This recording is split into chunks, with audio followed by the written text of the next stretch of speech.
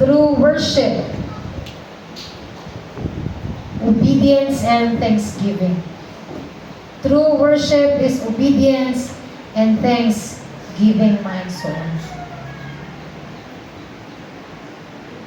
Dagan kay mga tao nga nagtuong ang tinuod ng worship is about singing and lifting hands o attending church. Dagan nagtuong nga ang pagsimba is taman lang diha sa pagkanta, pagpataas sa kamot o sa pag-attend sa simba, may soul. But this verse, klaro kayo nga makita no, nga ang tinuod nga gikahimutan labaw sa Dios nga pagsimba is mao ang pagpasalamat ug ang pagmasinugtanon nga na kaniya. Amen. Worship is about the heart. It is not about unsay atong gisuot, unsay atong purma sa pagdaig. Kay gani si David nagkahububo na siya sa pagdaig. But worship is about sa atong kasing-kasing towards the Lord. So, amen. Pagtuman sa Ginoo o pagpasalamat sa tanan nga sitwasyon sa atong kinabuhi. In 1 Thessalonians 5:18 nagingon, give thanks in all circumstances, for this is God's will for you in Christ Jesus. Muning tinuod diay nga pagsimba, nabisan pa man dili maayo, dili pabor sa atong sitwasyon migsuon, but still we give thanks to the Lord. We offer praises, mga pagdaig, pagpasalamat o pagtuman diya kaniya bisan pa man sa tanan. Kaya usahay kita mosimba lang og naatas maayo nga kahimtang. Pag dili gani maayo tong kahimtang, dili pod maayo ato ang pamangpahon diya sa Ginoo. But this morning migsuon, let us be reminded nga sa atubangan sa Dios ang tinuod nga pagsimba is makita sa kasing-kasing dili sa kung unsa ang ato ang sitwasyon sa kinabuhi. What is worship sa mata sa Dios? Worship is not just ritual or routine, my soul. Dili lang tong kanunay ta nag-attend sa simba, sa mga worship, fellowship, or unsa man nga mga kalihukan, igsoon. But labaw sa tanan sa atong gibasa, worship or the highest form of worship diya sa Dios is obedience and thanksgiving. Bisan pa man nga kita naa sa dili maay nga sitwasyon sa atong kinabuhi. So, makapasalamat gyapon ta sa Dios, makatuman gyapon ta sa Dios bisan pa man dili maayo ang kahimtang sa atong kinabuhi. Amen. This is the highest form of worship nga mas gikalipay o gikaimutan sa Dios. Ingon pa siya sa Psalm, wala ko kinahanglanang mga kusgang, mga kabayo o mga sundalo. Apan ang akong kalipay anaa sa nagpasidungog kanako. Amen.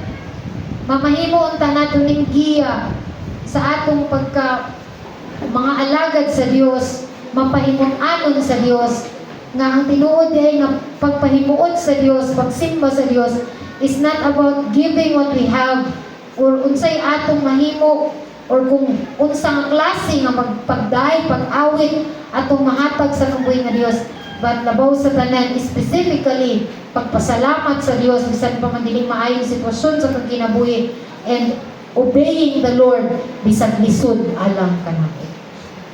That's the highest form of worship diya sa atong buhi nga Dios. Ingon ng John 14:15, if you love me, keep my commandments. Muna ang tinuod nga pagsimba diya sa atong buhi nga Dios.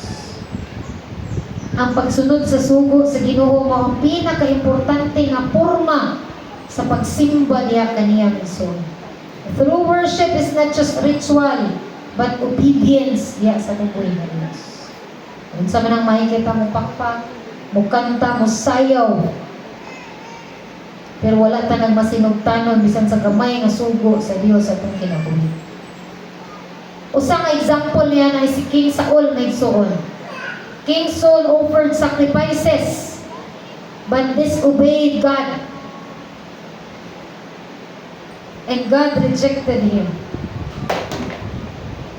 Sa tanang panahon nga maghalad sila, si Saul, di na siya mawadaan sa halad. Kita siguro, doon natin ma-offer niya sa Ginoo nga gikan sa ato, sa panaliyang atong makunol. But ang pangutana, what matters to God is our obedience diha sa kung sa gisugo niya sa tagsa-tagsa nato kaginabuhi.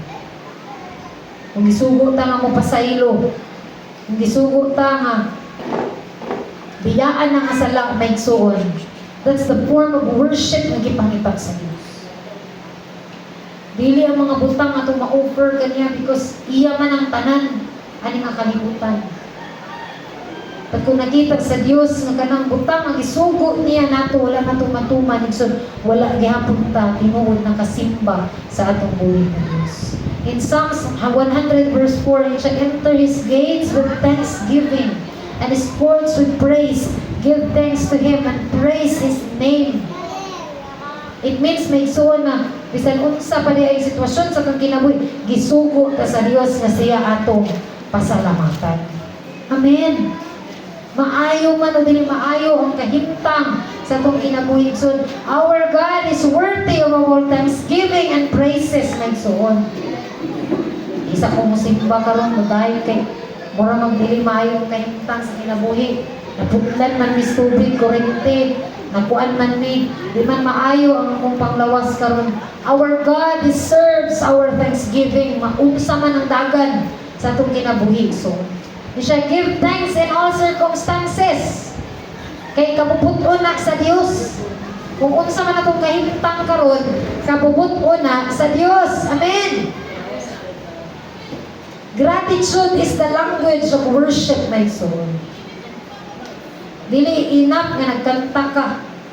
Gilitok nimo na nga mga pagkanta tama ng sa baba. Paglabaw sa tanan bisag di na nimo memorize nga kanta.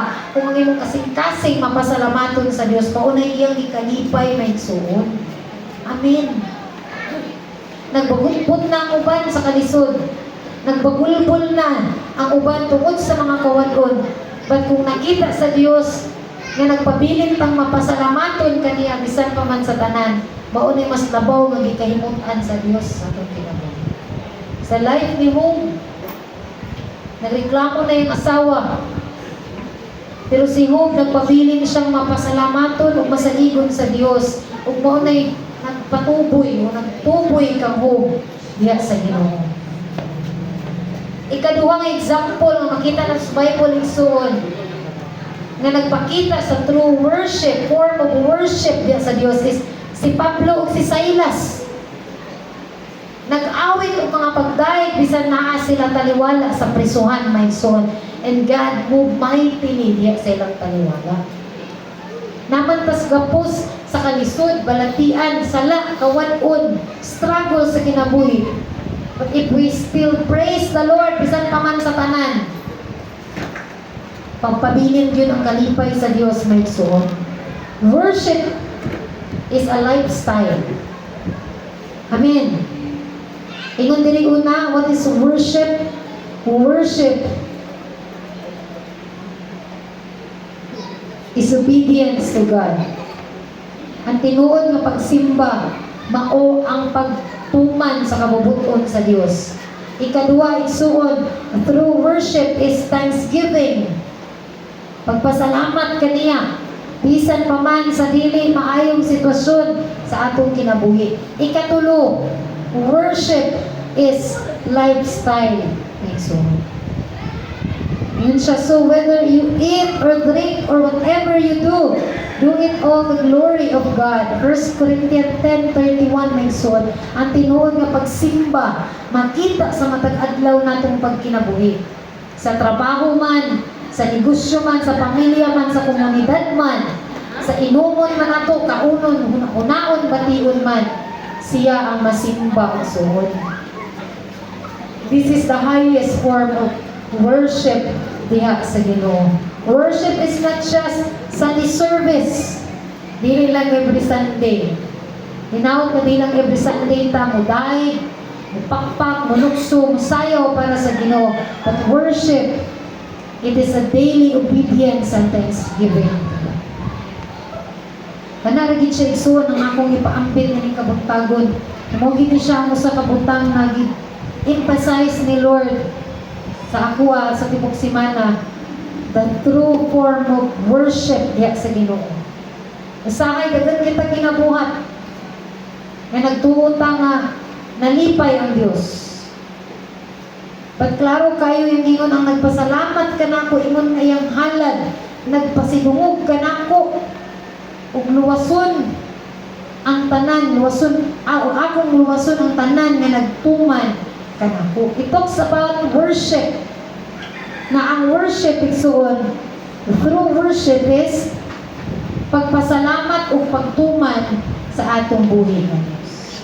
Amen. True worship is not ritual, but obedience to God and thanksgiving to Him. Ug labaw sa tanan, our daily lifestyle, mga igsoon. Unsa ta gawi makidait sa isig katao, unsa ta gawi maghatag sa nagpalit sa atong tindahan, yun sa nato pag tagad ang mga tao sa atong kinabuhi. That's a lifestyle may soon. Yun sa nato pagkatiman atong kaugalingon. Yun sa nato pagtubag atong mga ginikanan. Yun sa nato pagkatiman ang atong lawas. That's the true worship. Hello! A lifestyle, mga igsoon. Yun sa nato pagtubag ang mga tao nga nag-criticize sa ato. Yun sa nato paghandol ang mga situation sa atong kinabuhi. That's the true worship at tubangan sa Ginoo. Dili lang pagsimba sa matay Sunday, pagkanta, paghikay, pag-ilis, pagpagwapa, unsa pa na, batlabaw sa tanan, pagtuman o pagpasalamat sa atong buhi nga Dios sa tanang season sa atong kinabuhi. Unsa man ang kahimtang sa imong kinabuhi karon, simbaha ang Dios pinaagi sa pagpasalamat o pagtuman sa iyang kabubuton. Hindi sa pagtuman na igsuon, dili nato na masabtan, makuha kung dili na nato mabasa ang iyang pulong. Kay naaraman sa iyang pulong, masayra nato ang iyang kabubuton. Amen. Ani nga kalibutan, di nato masayra ang kabubuton sa Dios sa pulong ragid niya. Mga igsuon. I-redirect nato tong focus nga instead na atong ihatag ang taas nga panahon sa mga butangan ng kalibutan na atong tagaan luna sa itong kasing-kasing ang pulong sa Dios, mga pag-ampo aron masayod ta sa kabubuton sa Dios sa itong kinabuhi, because the true worship is obedience to God. Abi nato sa dagan natong gihimo, nakatuman na ta. Pagpili lang nato na makita igsuon sa kabubuton sa Dios. Nakapasaylo ba ta? Nakahatag ba ta? Naluoy ba ta? Nahimo ba ta mapinugnanon? Ba nabalansi ba nato kung pagtagad sa Dios o sa tao? Nakapasaylo ba ta? Naka-giveaway ba ta para sa uban? Nakapailo ba ta? So that's the true worship, our lifestyle daily na pagkinabuhi sa matag adlaw. Amen. Again, atong balikod may igsuon. Ang pulong sa Diyos ay good worship is not just ritual or routine. It is obedience and thanksgiving and a lifestyle sa matag-adlaw igsoon. Worship as obedience, as a worship to God. Kaya man siya, keep my commandment if you love me. And thanksgiving as a worship to God. Pagpasalamat, isip, pagsimba diya sa atong buhi nga Diyos. And worship as a lifestyle nga kanunay nato nga ginabantayan matag-adlaw sa atong kinabuhi. Whether we eat or drink or whatever we do it for the glory of God. So, dili para sa itong kaugalingon, dili para dahigon pa.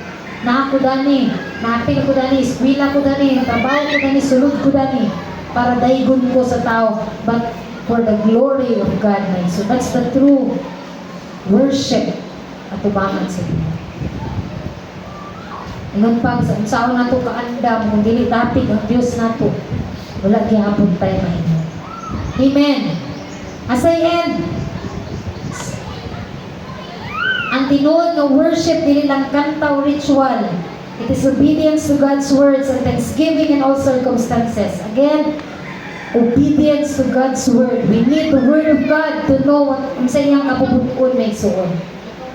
Kinanglan ginatutugibon ang pulong sa Dios aron masayod ta sa iyang kabubuton ug aron makatuman ta kay mao man ang tinuod nga gitawag nga pagsimba. Ang tao nga walay basa-basa sa pulong sa Dios dili gyud makasimba sa tinuod nga pagsimba sa Dios. Because true worship is obedience to God. How ka makaubig ka kung wala ka basa sa pulong o kabubuton sa Diyos? Pinaagi sa itong pagbasa, pagtukib sa iyang pulong because the Word of God is God. Amen. Dili lang na tumasayran ang kabubuton sa Diyos. Kung sa Thanksgiving, mahimo nato na in all circumstances atong kinabuhi makapasalamat ta sa Dios because mo nang tinuod nga pagsimba. But in obeying the Lord, we need the word of God. So, importante ang pulong sa Dios. Nasa atong pagmata, abli dayon ta sa pulong sa Dios, nagtaon nato sa iyang kabubuton sa atong kinabuhi. Because mao nang tinuod nga klase sa pagsimba niya. Kasi nagtuutang nga every Sunday, presenta, tinuod na ta nga nakasimba sa iyo. But this morning may suon, this is not my word, but pulong ni sa Dios, palangga ta sa Dios, He reminds us, ginatudluan ta niya, ginawarfingan ta mintras may panahon pa, that the true kind of worship may suon, ang mas makalipay niya, is ang pagpasalamat bisan pa sa tanang circumstances ng kinabuhi ug labaw sa tanan pagtuman sa iyang kabubuton na makita lang nato diha sa pulong sa Ginoo. Let us open our Bible. Will ba ni Lord nga magsimba lang taganahan? Will ba ni Lord magsimba lang tao na ata sa maayong kahimtang sa kinabuhi? Dili nato na masayran. Di kita kasimba sa tinuod nga pagsimba sa Dios without the Word of God made suon. Let us live lives of obedience and gratitude, for this is the worship that pleases God. Obedience and thanksgiving o ang pagkinabuhi sa matag adlaw na subay gid sa kabubuton sa Dios. Kana bitaw mag-journal ni, gitudlo sa mga sa una sa encounter nga sa atong devotional aduna tay mga technique sa pagpamalandong sa pulong sa Dios.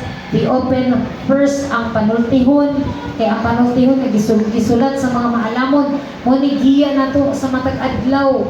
Kana bitong everyday nato nga pagkinabuhi na sa Proverbs.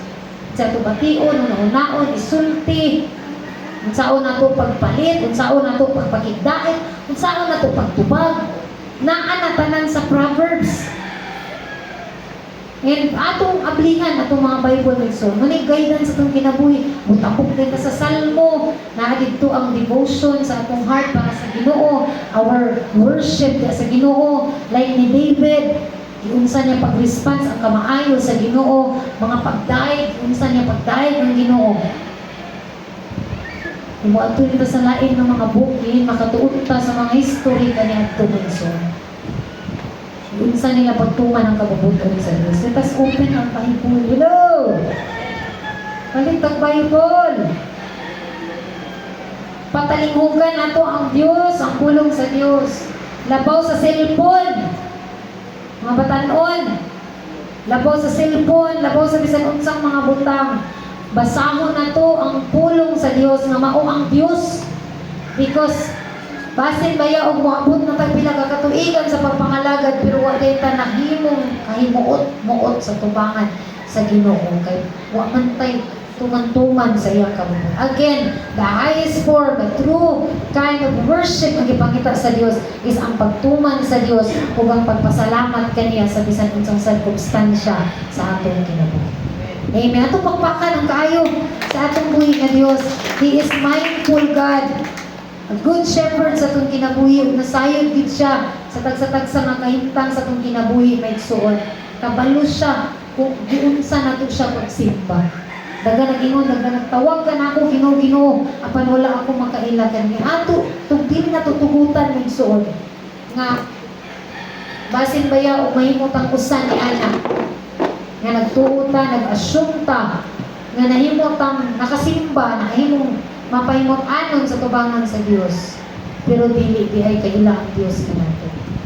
Again, ingon diri ang nagpasalamat kanako, ingon nga iyang halad nagpasidungog kanako. Ug akong luwason ang tanan nga nagtuman kanako. The true form of worship tubangan sa Dios nga mas makapahimuot kaniya is obedience and thanksgiving to Him. Amen. Magampot ta, may sudko na to mga ulo.